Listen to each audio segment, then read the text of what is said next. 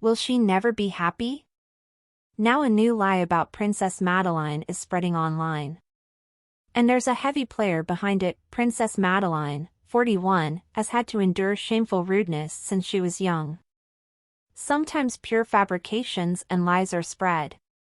The beautiful royal's public image problems became apparent after she finished her studies and started partying in Stureplan in Stockholm. Like many young people her age, Madeleine quickly earned the epithet Party Princess, a label that stuck and haunted her for years.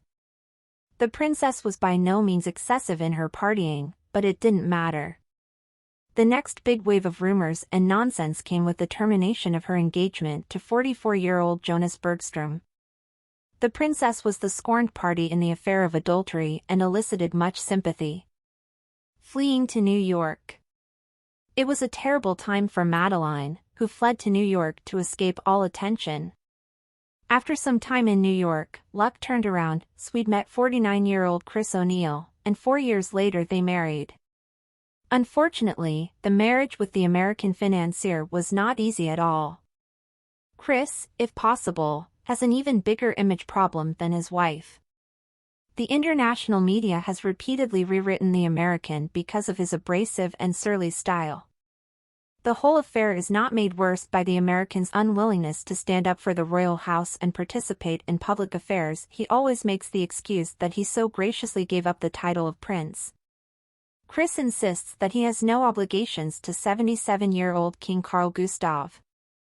Unfortunately, the pampered American doesn't seem to consider that one might actually stand up out of pure decency and perhaps even out of gratitude, as he happily lives a luxurious life as royalty, with a lavish apartment in Hovstallet next to the Nybroplan in Stockholm, limousine rides and lavish dinners. However, Princess Madeleine's problems with Chris are not enough. Now pure lies are being spread about the beautiful royal family. The authoritative magazine Vanity Fair writes on Twitter, "Thanks to Prince Harry and Meghan Markle showing the way, a new generation of royals have tried their hand at a new career beyond their duties as royal children," Vanity Fair writes in a post that has been viewed by nearly 200,000 Twitter users. Svensk Damnedning. Vanity Fair's tweet is accompanied by an article in which photos show several members of the royal family, including Princess Madeleine. Respects her family.